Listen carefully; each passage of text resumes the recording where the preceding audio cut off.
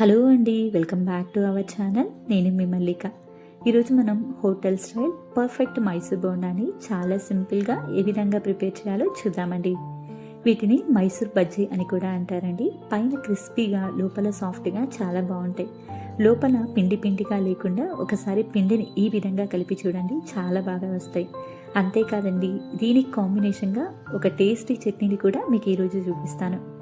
ఇక లేట్ చేయకుండా ఈ టేస్టీ రెసిపీని ఏ విధంగా ప్రిపేర్ చేయాలో చూసేద్దాం పదండి. దానికంటే ముందుగా నాది ఒక చిన్న రిక్వెస్ట్ అండి, మన ఛానల్ని కొత్తగా ఎవరైనా విజిట్ చేస్తుంటే కనుక ప్లీజ్ సబ్స్క్రైబ్ మై ఛానల్. దీనికోసం ముందుగా ఒక మిక్సింగ్ బౌల్ తీసుకొని దాంట్లోకి 2 కప్పుల పెరుగు కానీ లేదంటే చిక్కటి మజ్జిగైనా వేసుకోవచ్చండి. ఇందులోకి 1 టేబుల్ స్పూన్ వరకు ఆయిల్ వేసుకోండి. ఇవి 2 కూడా బాగా మిక్స్ అయ్యేలాగా బీటర్తో కానీ లేదంటే స్పూన్తో కానీ కలుపుకోండి, ఈ విధంగా చక్కగా కలిసేటట్టు. ఇప్పుడు ఇందులోకి 4 కప్పుల మైదా పిండి వేసుకోండి. మీరు ఎంతైతే పిండి వేసుకుంటున్నారో దాంట్లోకి సగం వరకు చిక్కటి మజ్జిగ కానీ లేదంటే పెరుగు కానీ వేసుకోండి.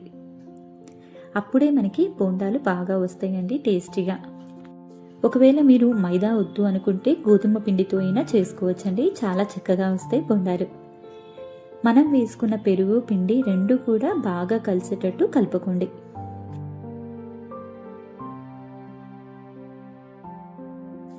ఈ విధంగా మొత్తం కలిసిన తర్వాత ఇందులోకి కొంచెం కొంచెంగా వాటర్ పోసుకుని పిండిని కలుపుకోవాలండి. పిండిని కలిపేటప్పుడు కొంచెం గట్టిగానే కలుపుకోండి. నానిన తర్వాత మనం బోండాలు వేసేటప్పుడు కావాలంటే మరి కొంచెం వాటర్ వేసుకోవచ్చు. మొత్తం వాటర్ ఒకేసారి వేసారనుకోండి పిండి లూజ్ అవుతుంది. నూనెలో వేసినప్పుడు ఆయిల్ కూడా ఎక్కువ పీలుస్తుందండి. అందువల్ల కొంచెం కొంచెంగా వాటర్ వేసుకొని పిండిని ఈ విధంగా అయితే కలుపుకోండి. ఇలా కలుపుకున్న పిండిని ఒక 5 నుంచి 6 నిమిషాల పాటు వీడియోలో చూపిస్తున్న విధంగా ఈ విధంగా బీట్ చేస్తూ కలుపుకోండి. అప్పుడే ఎయిర్ బబుల్స్ ఫామ్ అయ్యి బోండాలు మనకి ఫ్లఫీగా వస్తాయండి. ఈ విధంగా కలుపుకున్న తర్వాత దీని మీద మూత పెట్టి ఈ పిండి మొత్తాన్ని కూడా ఒక 3 గంటల పాటు నానబెట్టుకోండి. ఒకవేళ మీరు మార్నింగ్ చేసుకోవాలి అనుకుంటే నైటే ఈ పిండిని కలుపుకొని పక్కన పెట్టుకోవచ్చండి, ఏం కాదు. నేను ఈ పిండిని నైట్ మొత్తం కూడా నానబెట్టుకున్నానండి, చక్కగా నానిపోయింది. ఇప్పుడు ఇందులోకి 1 టేబుల్ స్పూన్ వరకు జీలకర్ర వేసుకోండి. సన్నగా తరిగిన అల్లం ముక్కలు కొంచెం వేసుకోండి. సన్నగా తరిగిన కొత్తిమీర, మీకు కావాలి అంటే ఇందులోకి కొంచెం కరివేపాకు కూడా వేసుకోవచ్చండి. ఇందులోకి రుచికి తగ్గట్టుగా ఉప్పు, ఒక 1/2 టేబుల్ స్పూన్ వరకు వంట సోడా వేసుకోండి. వంట సోడా కంపల్సరీ వేయాలండి ఈ మైసూర్ బోండాలకి, అప్పుడే మనకి చక్కగా పొంగుతూ వస్తాయండి. మనం వేసుకున్న ఈ ఇంగ్రీడియంట్స్ అన్నీ పిండిలో బాగా కలిసేలాగా కలుపుకోవాలండి. పిండిని వీడియోలో చూపిస్తున్న విధంగా బీట్ చేస్తూ కలుపుకోండి, అప్పుడే మనం వేసినవన్నీ కూడా పిండిలో బాగా కలుస్తాయి. పిండి కనుక కొంచెం గట్టిగా ఉందనిపిస్తే మరొక 2-3 టేబుల్ స్పూన్ల వాటర్ వేసుకోండి. నాకైతే ఇక్కడ పిండి కరెక్ట్గా సరిపోయిందండి.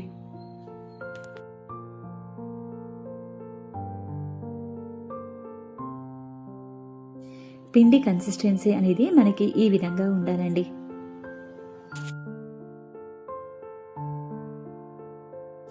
మరోవైపు స్టవ్ వెలిగించుకొని బాండీ పెట్టుకొని డీప్ ఫ్రైకి సరిపడా ఆయిల్ వేసుకోండి. ఆయిల్ బాగా హీట్ అయిన తర్వాత స్టవ్ని లో టు మీడియం ఫ్లేమ్లో పెట్టుకొని ఈ విధంగా బోండాల్లాగా వేసుకోండి. మనం వేసుకున్న వంట సోడా కనుక సరిపోకపోతే మనకి బోండాలు పొంగవండి. అదే మీకు వంట సోడా ఎక్కువైందనుకోండి ఆయిల్ ఎక్కువగా పీలుస్తుంది. అప్పుడు మీరేం చేయాలి అంటే ఒక 2-3 టేబుల్ స్పూన్ల మైదా కానీ లేదంటే గోధుమ పిండి కానీ వేసుకొని బాగా కలిసేలాగా కలుపుకోండి. చూస్తున్నారు కదా, ఈ విధంగా బోండాలన్నింటినీ కూడా ఒక్కొక్కటిగా వేసుకోవాలండి.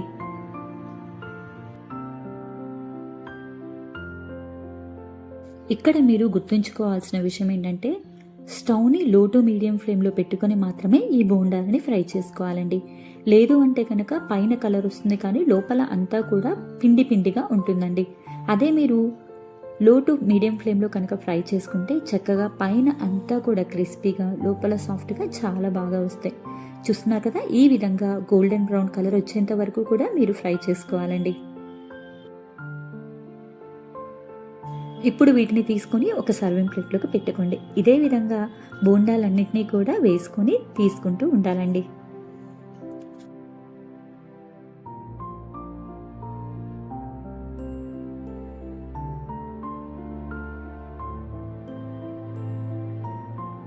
ఇప్పుడు వీటికి కాంబినేషన్గా ఒక టేస్టీ చట్నీని ప్రిపేర్ చేసుకుందామండి. దానికోసం స్టవ్ వెలిగించుకొని ప్యాన్ పెట్టుకొని ఒక 2 టేబుల్ స్పూన్ల ఆయిల్ వేసుకోండి. ఆయిల్ హీట్ అయిన తర్వాత కొన్ని పల్లీలు వేసుకోండి. పల్లీలన్నీ దోరగా వేయించుకోండి.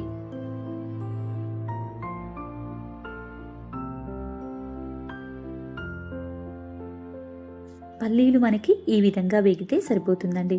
ఇప్పుడు ఇందులోకి ఒక పెద్ద ఉల్లిపాయని ఈ విధంగా మీడియం సైజు ముక్కల్లాగా కట్ చేసుకొని వేసుకోండి. ఉల్లిపాయ ముక్కలు పచ్చివాసన పోయి కొంచెం ట్రాన్స్పరెంట్ కలర్ అయ్యేంత వరకు వీటిని వేయించుకుంటే సరిపోతుందండి. ఇలా ఉల్లిపాయ ముక్కలు వేగుతున్నప్పుడే ఇందులోకి ఒక 5-6 పచ్చిమిర్చిని ఈ విధంగా తుంచి వేసుకోండి. వీటిలోకి కారం ఎక్కువగా ఉంటేనే టేస్ట్ బాగుంటుందండి. పచ్చిమిర్చి దానికి తగ్గట్టుగా అడ్జస్ట్ చేసుకొని వేసుకోండి. ఈ విధంగా ఉల్లిపాయ ముక్కలు కొంచెం ఫ్రై అయిన తర్వాత ఇందులోకి ఒక 2 పెద్ద టమాటాలని ఈ విధంగా సన్నగా పొడుగ్గా కట్ చేసుకొని వేసుకోండి. టమాటా ముక్కలు మనకి మెత్తబడేంత వరకు కూడా వీటిని ఫ్రై చేసుకుంటూ ఉండాలండి.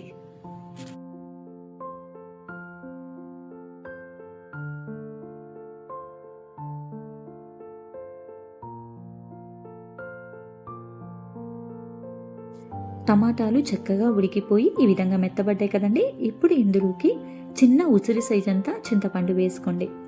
ఒక గుప్పెడంతా కొత్తిమీర వేసుకోండి. ఒక 1/2 నిమిషం పాటు వీటిని ఫ్రై చేసుకోండి.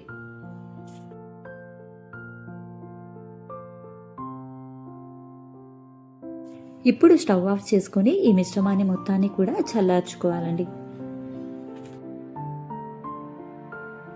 ఈ మిశ్రమం మొత్తం కూడా చల్లారిన తర్వాత ఒక మిక్సీ జార్లోకి వేసుకుందామండి. ఇందులోకి కొన్ని వెల్లుల్లి రెప్పలు, రుచికి తగ్గట్టుగా ఉప్పు కూడా వేసుకొని మెత్తటి పేస్ట్ లాగా గ్రైండ్ చేసుకోండి. ఇప్పుడు దీన్ని ఒక మిక్సింగ్ బౌల్లోకి వేసుకుందామండి. మిక్సీ జార్లోనే మరికొన్ని నీళ్లు కూడా పోసుకొని అందులో వేసుకుందాం. దీంట్లోకి పోపు వేసుకొని మిక్స్ చేసుకోండి. అంతేనండి, ఎంతో టేస్టీగా ఉండే చట్నీ రెడీ అయిపోయింది. చాలా టేస్టీగా ఉంటుందండి. ఇదైతే బోండాల్లోకి గుర్తుంచుకోండి, ఈ చట్నీ కారంగా ఉంటేనే టేస్ట్ బాగుంటుంది బోండాల్లోకి. వేడివేడి మైసూర్ బోండాలతో ఈ విధంగా ఈ చట్నీతో సర్వ్ చేసుకోండి. అద్భుతంగా ఉంటుంది కాంబినేషన్. ఇది మీరు మార్నింగ్ బ్రేక్ఫాస్ట్గా కానీ లేదంటే ఈవినింగ్ టీ టైం స్నాక్స్గా కింద అయినా చేసుకోవచ్చండి. మీరు కూడా ఒక్కసారి ఈ కాంబినేషన్ని ట్రై చేసి ఎలా వచ్చిందో కామెంట్ చేయండి. ఇక్కడ మీకు ఒక బోండాన్ని తుంచి కూడా చూపిస్తున్నాను చూడండి. పైన క్రిస్పీగా లోపల సాఫ్ట్గా చాలా బాగా వస్తాయి. ఉండలు లేకుండా ఎక్కడా కూడా లోపల పిండి పిండిగా లేకుండా చాలా బాగా వచ్చినాయి. చూస్తున్నారా? మీరు కూడా ఒకసారి ట్రై చేయండి. మీకు కనుక ఈ వీడియో నచ్చినట్టయితే లైక్ చేయండి. మీ ఫ్రెండ్స్ అండ్ ఫ్యామిలీకి కూడా షేర్ చేయండి. మన ఛానల్ని సబ్స్క్రైబ్ చేసుకుని కింద ఉన్న నోటిఫికేషన్ బటన్ని ప్రెస్ చేయండి. Thank you all for watching girls.